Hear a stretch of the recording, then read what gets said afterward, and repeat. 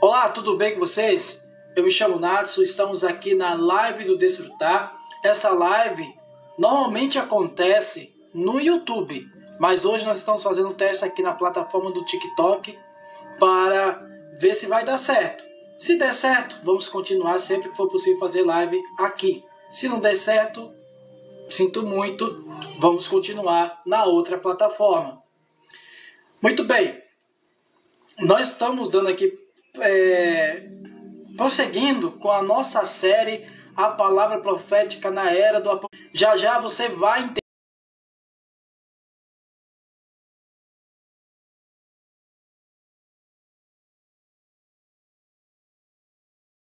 entender, você vai entender o porquê desse tema.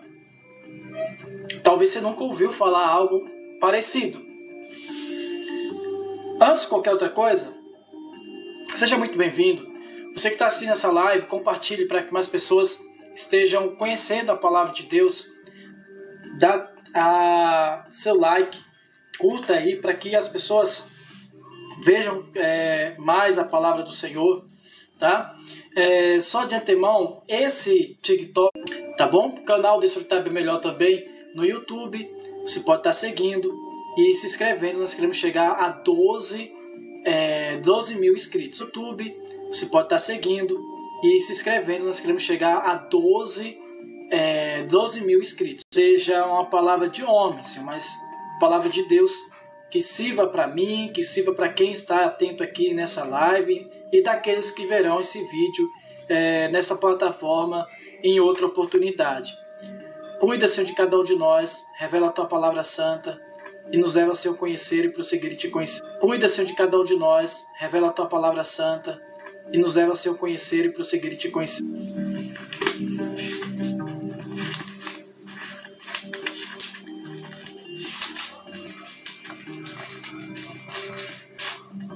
Diz assim: como um aspecto do arco que aparece na nuvem em dia de chuva. A reflexão são as três cores de Israel, as três cores de arco-íris.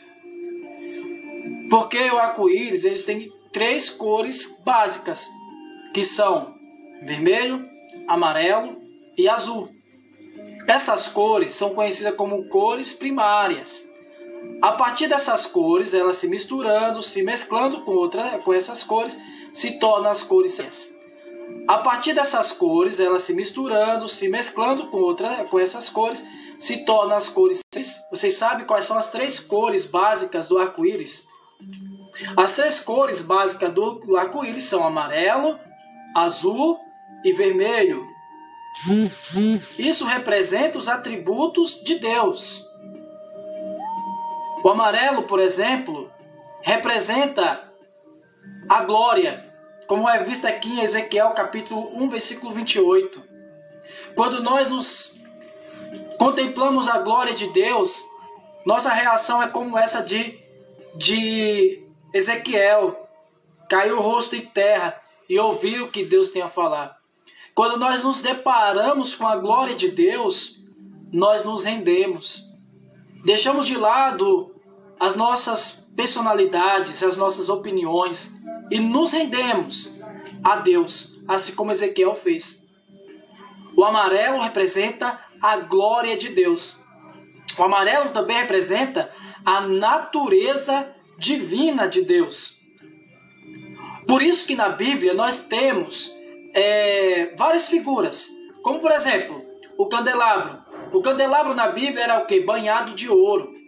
Quando você vai ver as Nova Jerusalém, a sua cidade, as ruas serão de ouro e de cristais. Então isso tem um grande significado para nós. A Bíblia traz significado para nós. A Bíblia traz o significado para nós. Mas biblicamente falando, a justiça de Deus é quando a vontade do Pai está sendo feita.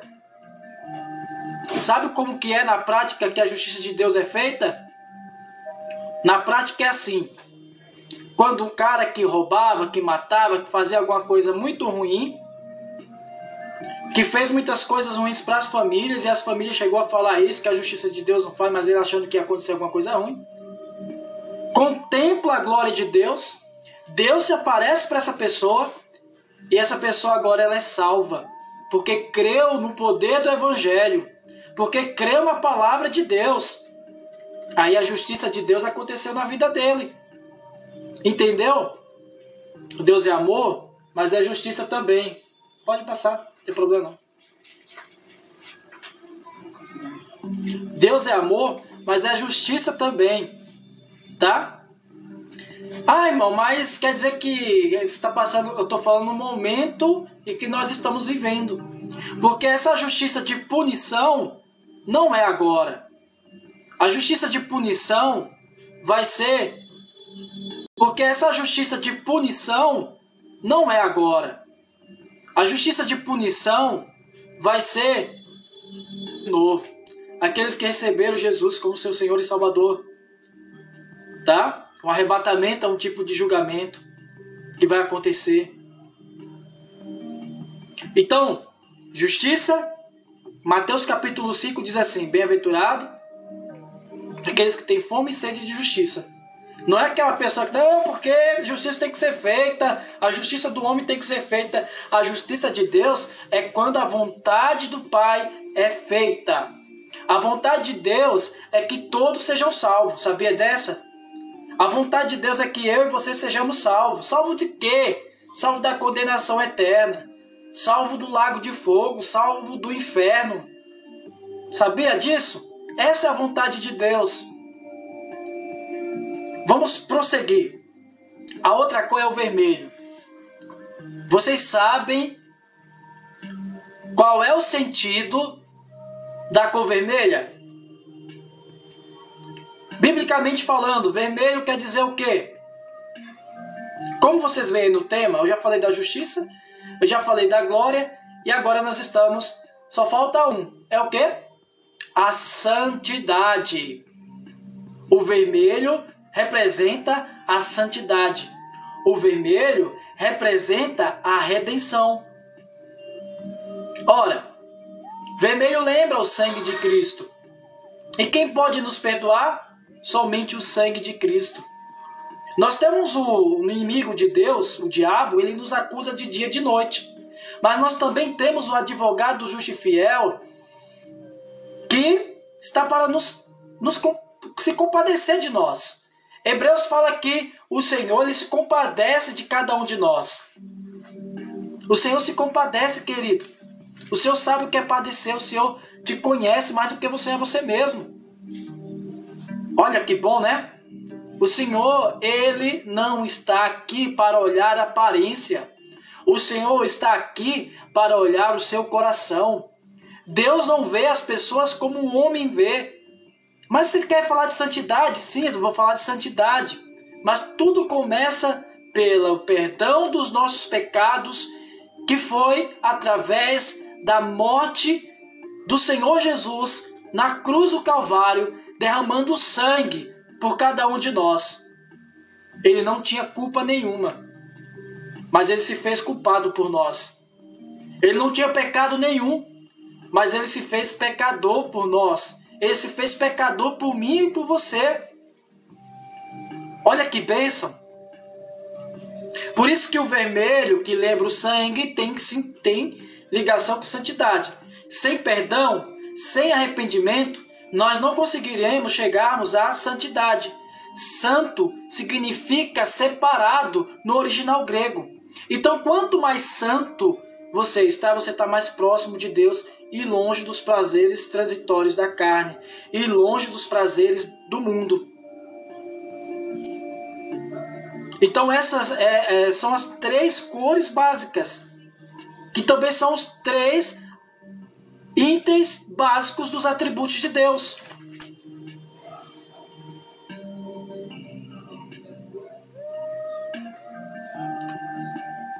O vermelho também é a cor do fogo. Lembra-nos o fogo. O apóstolo Pedro diz assim: não estranhei o fogo ardente que há no meio de vós, destinado a provar-vos, como se alguma coisa extraordinária vos estivesse acontecendo. Mas esse fogo, querido, é para queimar todas as impurezas que há dentro de nós. Você sabia que existe uma natureza? Sabia que nós pecamos porque tem uma natureza em nós chamada pecado?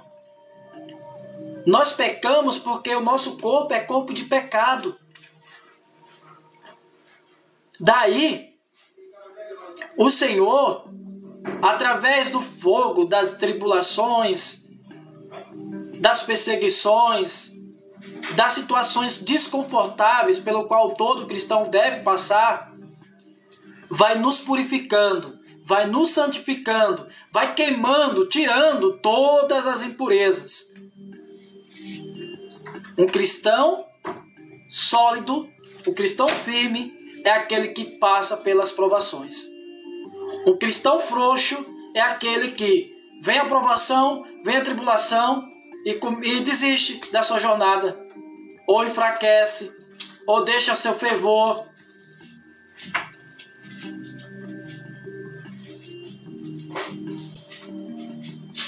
Essas três cores primárias se combinam para formar outras cores. Sendo assim, os três itens básicos formam qualquer outro atributo básico para formar qualquer outro tipo de atributo para lidar com diferentes situações. Através dessas cores primárias, quem estudou arte sabe disso, né? É possível formar outras cores. E cada cor tem um sentido biblicamente falando. Então, em Deus, nós temos tudo que precisamos. Aleluia! Em Deus, eu e você vamos ter tudo que precisamos. Não é maravilhoso isso? Glória a Deus por isso. Você pode dar glória a Deus? Olha só, pessoal. Por outro lado, o que é que representa o arco-íris? O que é que representa? Enquanto eu vou assistindo aqui Gênesis capítulo 9, você pode estar respondendo aí, falando o que representa o arco-íris na sua opinião. Você sabe o que representa o arco-íris? Gênesis capítulo 9,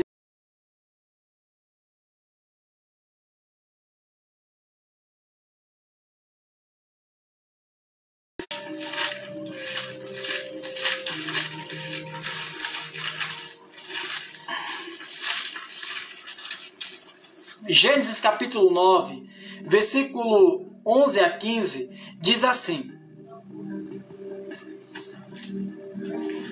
Estabeleço minha aliança convosco.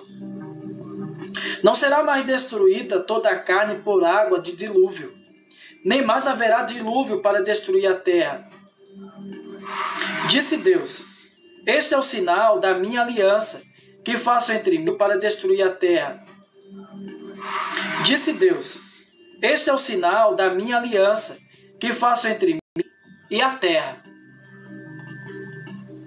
Sucederá que quando eu trouxer nuvens sobre a terra e nelas aparecer o arco, então me lembrarei da minha aliança, firmada entre mim e vós. E o arco-íris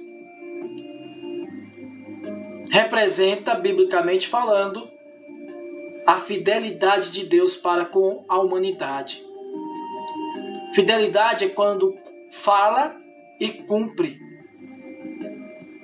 Deus não é homem para mentir, nem filho do homem para se arrepender. Tudo que o Senhor falou se cumpriu. Se não se cumpriu, se cumprirá. Então, essa simbologia nós podemos chamar de a simbologia do arco-íris, simbologia judaica cristã, que entende o arco-íris, de acordo com a história de Noé, como a prova da fidelidade de Deus para com o homem. Agora, nós temos o outro sentido, que é o sentido secular, o sentido mundano, o sentido profano, que é a representatividade, ou pelo menos as cores dela, né? A representatividade de um grupo.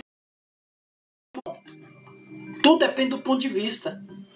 Se é bíblico, o correto é a fidelidade de Deus. Se é secular, se é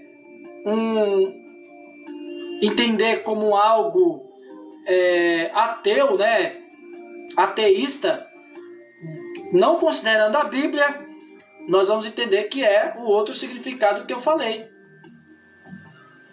Beleza? Aí também existem as teorias do dilúvio. Você acha que o dilúvio ele foi global, em todo o globo, ou foi regional, na região que onde Noé vivia? Essa questão do dilúvio divide opiniões. E a qual que você se encaixa? Os que acreditam que o dilúvio foi por toda a terra é porque em lugares desérticos, em lugares áridos, encontram-se fósseis de animais marinhos. Esse é um dos grandes argumentos daqueles que acreditam que o dilúvio foi por todo o globo.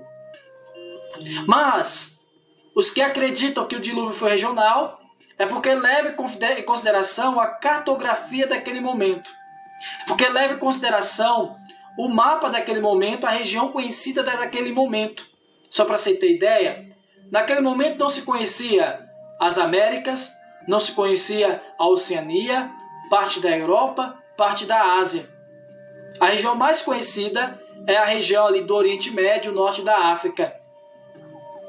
Então, entende-se que para esses também o dilúvio aconteceu de forma regional, porque o registro